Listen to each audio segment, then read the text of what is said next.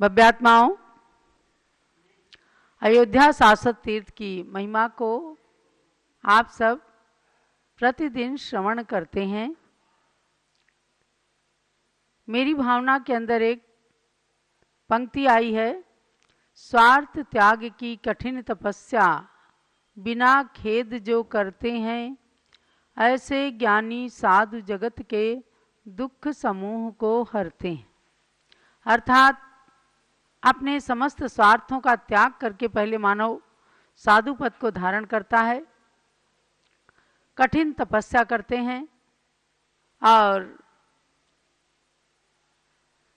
ऐसे आत्मज्ञानी बन करके समस्त जगत के दुखों को हरण करते हैं।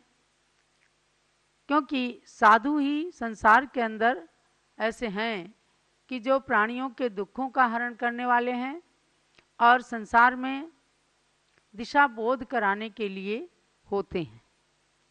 इस युग के आदि में भगवान ऋषभ देव जहाँ तीर्थंकर रहे, वहीं जगत गुरु के रूप में भी स्वीकार किए गए, क्योंकि उन्होंने गुरु पने का भार अपने कंधों पर लिया और जनता को अपने पुत्रवत पालन करके सबको हित का उपदेश दिया।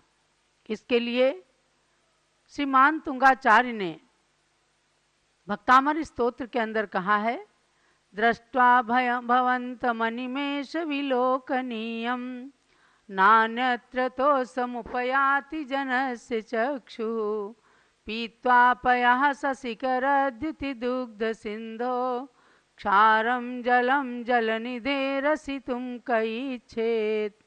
हे भगवान, आपके रूप को अनिमेष अपलक देख करके, निहार करके फिर ये नेत्र कहीं भी सुख की अनुभूति नहीं कर पाते। अर्थात फिर उनको कोई भी वस्तु, कोई भी प्राणी, कोई भी रूप आकर्षित नहीं कर पाता। आपके रूप के अंदर इतना बड़ा आकर्षण है कि आपके अलावा फिर हमें कोई भी अच्छा नहीं लगता। जैसे एक बार मीठा जल, कोई क्षीर सागर का जल पी ले तो उसे लवण समुद्र का जल, खारा खारा जल अच्छा नहीं लगता। ये तो स्वाभाविक बात है। आज जब भगवान की प्रतिमाओं के पंच कल्याणक करते हैं तो ही उनके अंदर कितना अतिशय आता है और लोग देखने के लिए लालायित रहते हैं। वो जन्म कल्याणक कितना भारी रोमांच को पैदा करता है। जब इंद्र प्रसूति गृह से लाए गए इंद्राणी के द्वारा जिन बालक को देखकर कितना प्रसन्न होता है। मैं समझती हूँ कि उस इंद्र ने तो मोक्ष का बंद कर ही लिया था, लेकिन आज के भी सौधर्म इंद्र जो हैं शीघ्र ही मोक्ष को प्राप्त करने के अधिकारी हो जाते हैं। तो ऐसे भगवान की प्रतिमा में ही जब इतना आकर्षण होता है, क्योंकि प्रतिमा को साक्षात भगवान का रूप अपन मानते हैं, इसलिए हमारी पलकें, हमारे नेत्र कहीं भी सुख को प्राप्त नहीं होते। तो आप सोचो कैसे अप्रतिम रूपधारी, अप्रतिम सौंदर्य को धारण करने वाले अनंत अनंत तीर्थंकरों ने जहाँ जन्म लिया, ऐसे ही पावन तीर्थ अयोध्या नगरी के परमाणु कितने पवित्र हैं। जहाँ की मिट्टी भी पावन पवित्र है, उस मिट्टी को भी लाया जाता है। जन्मभूमि की मिट्टी, दीक्षा भूमि की मिट्टी, निर्वाण भूमि की मिट्टी, और उस मिट्टी का भी उपयोग पंचकल्याणक के अंदर होता है। जब धूलि कलशाभिषेक करते हैं, भगवान की सर्वांग शुद्धि करते हैं, तो उस पवित्र धूलि का भी उपयोग किया जाता है। ऐसी पावन पवित्र धूलि शाश्वत तीर्थ अयोध्या की रही है। जिस चरण, जिस रज को मस्तक पर धारण करते हैं, आज हमारी ये दुर्लभता है, ये एक मजबूरी है कि उस धूलि पर चरण रख करके, पैर रख करके जाना पड़ता है। आपने कभी देखा होगा कि वैदिक परंपरा के लोग भी, जैन परंपरा के लोग भी साष्टांग लेट जाते हैं। और कितनी जगह तो परंपरा देखी है छठ आदि के मेले में कि लोग पूरी यात्रा अपने घर से लेके और जिस तीर्थ पर जाते हैं वहाँ लेट लेट करके जाते हैं और उस पवित्र धूलि को चाट भी लेते हैं। उसका मतलब क्या है? मतलब यही है कि जिस पावन धूली को महापुरुषों ने अपने चरण से पवित्र किया है, वह धूली हमारे मस्तक के योग्य भी है, हमारे खाने के योग्य भी है, और सर्वांग में यदि उसे लेप लेते हैं तो भी हमारा शरीर पावन पवित्र हो जाता है। ऐसी अयोध्या नगरी के दर्शन करके आप अपने जन्म को, अपने शरीर को भी जरूर जरूर पावन कीजिए। वर्तमान में जैन समाज की सर्वोच्च साध्वी पूज्य गणिनी प्रमुख श्री ज्ञानमती माता जी की पावन प्रेरणा से अयोध्या शाश्वत तीर्थ क्षेत्र का जो विकास का बीड़ा स्वस्ति श्री रविंद्र कीर्ति स्वामी जी पीठाधीश जी ने उठाया है, वे अयोध्या तीर्थ क्षेत्र कमेटी के यशस्वी अध्यक्ष हैं, वहाँ के पीठाधीश हैं और रात दिन उसी का चिंतन करते हैं कि कैसे अयोध्या जैन संस्कृति के प्रतीक चिन्ह के रूप में विश्व के क्षितिज तक पहुंच जाए। आप जाएंगे देखेंगे, वर्तमान में वहां जन्मे पांचों तीर्थंकरों की सुंदर सुंदर टोंक पर विशाल जिनालय का जो अद्भुत निर्माण हुआ है वो सबको आश्चर्यचकित करने वाला है। और जब 30-24 की 720 रत्न प्रतिमाएं उस अयोध्या के परिसर में विराजमान हो जाएंगी तो कहना ही क्या। उस अयोध्या के उस विश्व शांति केंद्र के परिसर में व्यक्ति पहुंचते ही एकदम चकाचक उसकी आंखें चुंधिया जाएंगी कि कैसी रत्नों की प्रतिमाएं अयोध्या आजकल रत्नमयी बन गई है। तो ऐसे पावन तीर्थ पर आप सब लोग जाइए, दर्शन कीजिए और उस तीर्थ के प्रति समर्पित होकर के अपने श्रद्धा पुष्पों को उसके साथ जोड़ के अपने जीवन को, अपने तन मन धन को पावन पवित्र करें। आज के पावन प्रसंग में परम पूज्य गणनी प्रमुख श्री ज्ञानमती माता जी के मंगल उपदेश हम सब के लिए बहुत ही प्रासंगिक हैं। जब वे अपनी बहुत बड़े अनुसंधान के द्वारा यानी कि रिसर्च कर करके जिन वाणी की प्राचीन बातें हम सब लोगों को बताते हैं कि किस तरह से अयोध्या नगरी चमत्कारिक भी है, अतिशयकारी भी है, और उस अयोध्या नगरी की बात को, अयोध्या नगरी के वर्णन को, अयोध्या की महिमा को हम जिह्वा के द्वारा कह भी नहीं सकते क्योंकि संख्यात शब्द हैं। और अनंत गुणों से युक्त अनंत तीर्थंकरों की जन्मभूमि पावन तीर्थ अयोध्या को नमन करते हुए पूज्य गणनी प्रमुख श्री ज्ञानमती माता जी से निवेदन कि अयोध्या तीर्थ के बारे में और अयोध्या तीर्थ से जुड़े अपने अनुभवों के संबंध में आप सबको अवगत कराएंगी। परम पूज्य गणनी प्रमुख श्री ज्ञानमती माता जी। ओम नमः सिद्धेभ्यः। ओम नमः सिद्धेभ्यः। ओम नमः सिद्धेभ्यः। ओम नमः सिद्धेभ्यः। ओम नमः सिद्धेभ्यः। ओम नमः सिद्धेभ्यः। अयोध्या मंगलम कुर्यात् अनंत तीर्थकर्तॄणां शाश्वती जन्मभूमिर्या शाश्वती जन्मभूमिर्या प्रसिद्धा साधुविरनुता प्रसिद्धा साधुविरनुता। That now, श्री गौतम स्वामी के मुख से निकली वाणी, चैत भक्ति जयत भगवान। वो कहते हैं, मिथ्या ज्ञान तमोव्रत लोकैक ज्योतिरमित गमय योगी सांगो पांग मजेयम जैनम वचनम सदा वंदे।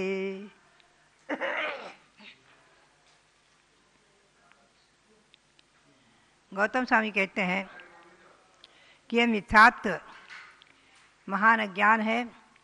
मिथ्या रूपी जो अज्ञान, मिथ्या ज्ञान, वो एक अंधकार है, तमो।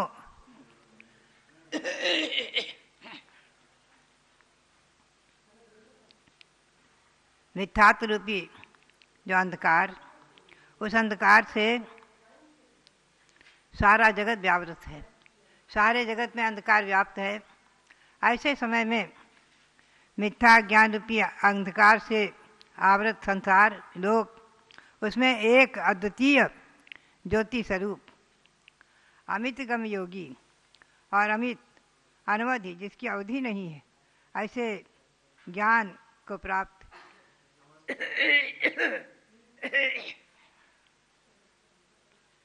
ऐसे ज्ञान सहित संसार में मिथ्यात्व रूपी अज्ञान, मिथ्यात्व ज्ञान से प्राप्त अंधकार, उस अंधकार में एक अद्वितीय ज्योति स्वरूप जो आपके वचन हैं, सांगो पांगम द्वादशांग रूप और अंगवाही रूप जो आपके वचन हैं,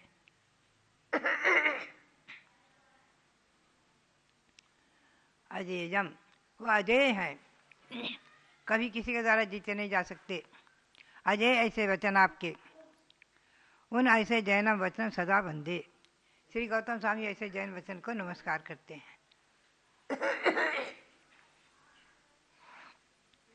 बुझात्माओं, अज्ञान रूपी अंधकार, मोह रूपी अंधकार, मिथ्यात्व रूपी अंधकार, इनको अंधकार की उपमा इसलिए दी है कि जिस प्रकार से अंधकार में कुछ नहीं दिखता है, नेत्र होते हुए भी कुछ नहीं दिखता अंधकार में, उसी प्रकार से ये मिथ्यात्व रूपी जो अंधकार है, अनादिकाल से संसार में मोह रूपी अंधकार, मिथ्यात्व रूपी अंधकार, उसमें एक ज्योति स्वरूप जो आपके अजय वचन, आपके सुंदर अद्वितीय वचन, वो एक ज्योति स्वरूप है। वो उसमें एक दिव्य प्रकाश को दिखाने वाले हैं। दिव्य ज्योति आत्मा की प्रकाश को दिखाने वाले। आत्मा भिन्न है, शरीर भिन्न है, चिन्मय ज्योति स्वरूप भगवान आत्मा। ये आत्मा भगवान आत्मा है और इसको हम और आप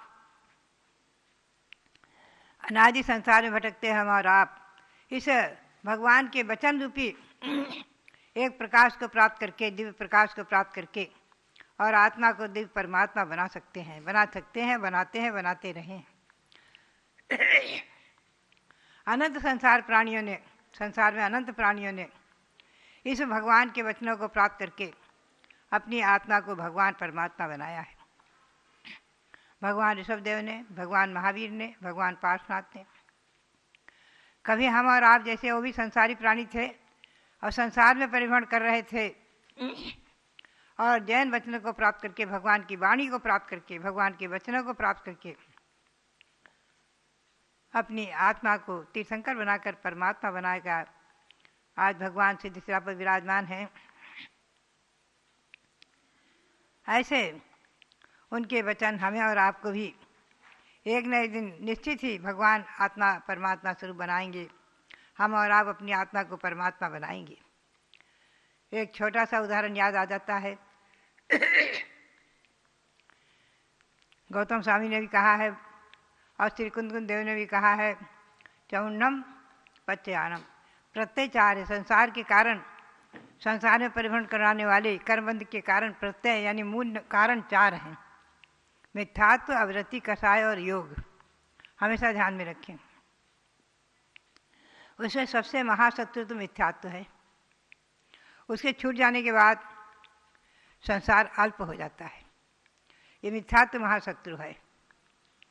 एक समय की घटना है और साधुओं का संघ, बहुत बड़ा संघ, महामुनियों का संघ एक गांव से निकला। उसमें हजारों साधु थे, मुनि थे और सब समय शिखर की यात्रा के लिए जा रहे थे। साधु गांव से निकलते हैं, नग्न दिगंबर मुद्राधारी हैं। उनको देखकर गांव के एक लोग हंसे, अरे अरे नंगे नंगे नंगे, ये नागा जा रहे हैं, नंगे जा रहे हैं, इनके पास कुछ पहनने को कपड़ा नहीं। एक हंसे, दूसरे हंसे, देखते देखते उनके सारे गांव के लोग इकट्ठे हो गए। सबके सब हंसना शुरू कर दिया, ताली बजा बजा कर हंसने लग गए उस संघ को। संघ में साधु, उनको कोई हंसो, कोई निंदा करो और कोई कंकर पत्थर भी फेंको और कोई प्रशंसा करो, नमस्कार करो, सब उनके लिए समान है। अरे मित्र महल मसान कंचन कांच निंदन थुतकरण अर्घावतारण अस्प्रहारण में सदा समताधरण। कोई उनकी निंदा करो, स्तुति करो, प्रशंसा करो, कुछ भी करो, उनके लिए एक समान। ऐसे परम समता को धारण करने वाले परम साम्य परिणामी वीतरागी महासाधु, वो अपने आप अपनी आत्मा का चिंतन करते हुए, संसार की स्थिति का चिंतन करते हुए अपने वो सब चले गए, आगे बढ़ गए, गांव से बाहर निकल गए और गांव के लोग सब हंसते रहे। और गांव में कोई भी नहीं बचा था, सब के सब निकल आए घर के बाहर और सब के सब हंसने लग गए, हंसते ही रहे, उन साधुओं की हंसी करते रहे। एक व्यक्ति उसमें आया और उसने, एक कुम्हार था, उसने कहा, अरे अरे इन्हें हंसो मत, ये देवता हैं, देवता, इन्हें हंसो मत, हंसो मत, हंसो मत, ये देवता हैं। एक की कौन सुनता है वहाँ। सबके सब हंसते रहे। संघ तो अपने विहार कर गया, आगे पहुँच गया। और इधर क्या होता है, कुछ ही दिनों में गांव के किसी एक व्यक्ति ने चोरी की, और उस जिन राजा के अधिकार में वो गांव था, और राजा के पास जब पहुंची बात, राजा ने एकदम गुस्से में आकर के, क्रोध में आकर कह दिया, जाओ उस गांव में आग लगा दो। और गांव में आग लगा दी गई। सारा गांव भस्मसात हो गया। 60,000 की बस्ती थी गांव में। गांव की बस्ती 60,000 की थी, 60,000 के लोग थे। 60,000 लोग सबकी सब रात्रि में ही जलकर खाक हो गए, मर गए, मृत्यु को प्राप्त हुए। और एक साथ, चूंकि वो सब साधुओं को हंसे थे, तो एक साथ वो मर करके और कौड़ी हो गए। कौड़ी आपने देखा है, बच्चे छोटी छोटी कौड़ी खेलते हैं। कौड़ी आजकल तो नहीं है, आजकल खेल दूसरे चल गए, लेकिन फिर भी कौड़ी तो सबको मालूम है। कौड़ी सब मर के कौड़ी हो गए। ये कौड़ी जो है 2 इंद्रिय जीव है। इसमें 2 इंद्रिय जीव, कौड़ी, सीप, और ये सब 2 इंद्रिय जीव हैं। कौड़ी हो गए, सीप, जैसे सीप भी 2 इंद्रिय जीव, हमेशा ध्यान रखो। 2 इंद्रिय जीव कौड़ी हो गए, मर के सब 60,000 के 60,000 जीव मर करके कौड़ी हो गए। एक साथ पाप बंद करने वाले, एक साथ उसके फलस्वरूप सबके सब एक साथ कौड़ी पर्याय में जन्म ले लिए। और जिसने मना किया था वो कुम्हार, वो उस दिन योगायोग से बाहर चला गया था। वो एक बच गया, और बच करके कालांतर में वो मर करके व्यापारी हुआ, और सारी कौड़ियों को उसने खरीद लिया, वो कुम्हार ने। आगे इनका संबंध चलता है, मैं फिर आपको कल ले चलूँगी। तो ये सबके सब मर कर कौड़ी हो गए। इसी प्रकार के सबकी सब मर करके अनेक पर्याय में एक साथ परिभ्रमण करते करते करते करते सबके सब एक साथ अयोध्या में सगर चक्रवर्ती हुए हैं। द्वितीय चक्रवर्ती सगर महाराजा अनेकों भाव में परिभ्रमण करते करते, एक साथ ही परिभ्रमण करते करते, एक साथ परिभ्रमण करते करते, एक साथ एक समान ही पुण्य पाप करते करते, कुछ कर्म के शुभ कर्म के निमित्त से, काल अवधि के आ जाने से सबके सब सगर चक्रवर्ती के 60,000 के 60,000 पुत्र हो गए। सगर चक्रवर्ती के पुत्र हुए मनुष्य पर्याय को प्राप्त करके। तो भव्यात्माओं, कई बार ऐसा देखा जाता है कि एक साथ पाप करने वाले एक साथ उसका फल भोगते हैं, एक साथ दुर्गति को प्राप्त कर लेते हैं, और एक साथ पुण्य करने वाले एक साथ उसका फल भोगते हैं, एक साथ पुण्य फल प्राप्त कर लेते हैं। एक साथ 4 पशुओं ने, व्याघ्र, नेवला, सुअर आदि ने, 4 पशुओं ने एक साथ आहार देखा। जंगल में जब राजा बजरंग और रानी श्रीमती आहार दे रहे थे 2 मुनियों को, युगल मुनियों को, और देखते देखते प्रसन्न मना देख रहे थे, तो चारों के चारों पशु मर करके भोग भूमि में आर्य हो गए, भोग भूमिज हो गए, और कालांतर में भगवान ऋषभदेव के पुत्र हुए, और उन्होंने मोक्ष प्राप्त किया है। और राजा बजरंग ऋषभदेव हुए, रानी श्रीमती का देव राजा श्रेयांश हुआ। तो बात यही है कि ऐसे संबंध चलते हैं। 60,000 के 60,000 एक साथ ही पुण्य पाप करते करते करते करते, पाप करते करते, एक साथ पुण्य का संपादन करते हुए सगर चक्रवर्ती के पुत्र हुए हैं।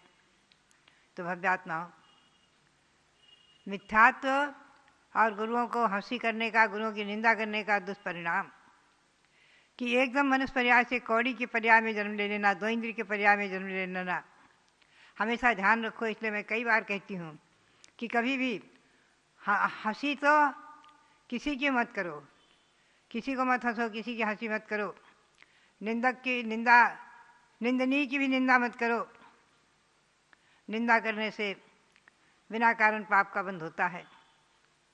उसे समझाने का प्रयास करो अगर कोई दोषी है, और गुरु के पास ले जाकर उसे सुधारने का प्रयास करो, और नहीं तो मध्यस्थ हो जाओ। मध्यस्थ भावम विपरीत वृत्तो, ये सूक्ति है, नीति है। सत्येषु मैत्री गुण से प्रमोदम, सभी प्राणियों में मैत्री भाव, गुणियों में प्रमोद भाव। सत्येषु मैत्री गुण से प्रमोदम, गुणी जनों को देखकर हर्ष होना, प्रमोद होना, प्रमुदित हो जाना, प्रसन्न मना हो जाना। कृष्णेषु जीवेषु कृपा प्रत्तम, दुखी जीवों में करुणा बुद्धि, और विपरीत वृत्तौ माधस्थ वृत्तम, विपरीत वृत्ति वाले जो हैं उनमें मध्यस्थ भाव धारण करना, ये आचार्यों की आज्ञा। तो भव्यात्माओं, निंदा तो निंदनी की भी नहीं करनी, उनकी भी हंसी नहीं करनी। और जो महापुरुष साधुओं की निंदा करते हैं, बिना कारण बैठे बैठे पाप का संचय कर देते हैं। कई बार देखा जाता है कि 4 लोग इकट्ठे हुए और साधुओं की निंदा करना शुरू किया, ये ऐसे है, वो ऐसे है, वो ऐसे। अरे वो अपने कर्म का फल आप भोगेंगे। आपको अगर में कोई कमी दिख रही है, अकेले में जाकर उनसे चर्चा करो, बात करो, उनके गुरु से कहो, अन्यथा उनसे दूर रहो। उनकी निंदा करके व्यर्थी पाप का बंध मत करो।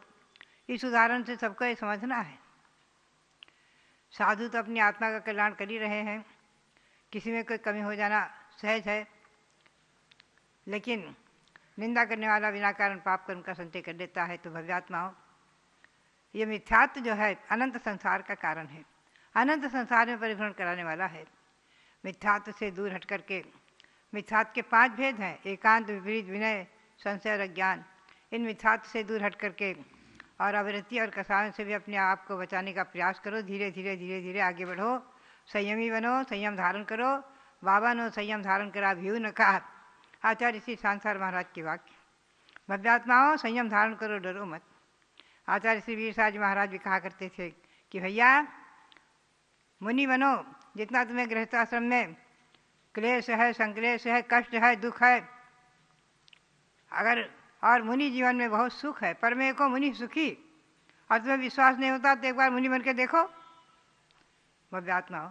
तो इसीलिए आचार्यों का कहना है कि मनुष्य परिवार मिली है, आप अनुवृत्ति बनो, महावृत्ति बनो, अपनी आत्मा का कल्याण करो, यही प्रेरणा। और आप सबके लिए बहुत बहुत मंगल आशीर्वाद, बहुत बहुत मंगल आशीर्वाद। आया है आया रे अवसर ये आया, अयोध्या तीर्थ के विकास का हो पाया रे अवसर ये पाया, अयोध्या के पावन प्रकाश का हो, अयोध्या के पावन प्रकाश का। आया रे अवसर ये आया, अयोध्या तीर्थ के विकास का। पाया रे अवसर ये पाया, अयोध्या के पावन प्रकाश का। जो लोग अयोध्या पावन सिद्ध तीर्थ क्षेत्र की जय। अयोध्या, आज आप सोचते होंगे कि ये लोग बार बार अयोध्या की बात क्यों करते हैं। कोई फिल्म आपको अच्छी लगती है तो उसे बार बार देखने की इच्छा रखते हैं। ऐसे ही वर्तमान में अयोध्या की फिल्म को आपको दिखाना है कि अयोध्या कितना शाश्वत, कितना प्राचीन तीर्थ क्षेत्र है, जहाँ पर धरती के अंदर खुदाई से जलता हुआ दीपक निकला, मंगल कलश निकले, और मुगल शासन के अंदर भी उस अयोध्या को जैन धर्म का तीर्थ बनाने के लिए स्थान मिला। ऐसे पावन अयोध्या तीर्थ के अंदर ऋषभदेव भगवान के जन्मभूमि की टोंक बहुत ही अतिशयकारी, चमत्कारिक है। वहाँ बैठ करके जो भी भावना करते हैं, सारी भावनाएं परिपूर्ण होती हैं। इसलिए उस अयोध्या के गीत आप सबको भी अच्छे लगना चाहिए,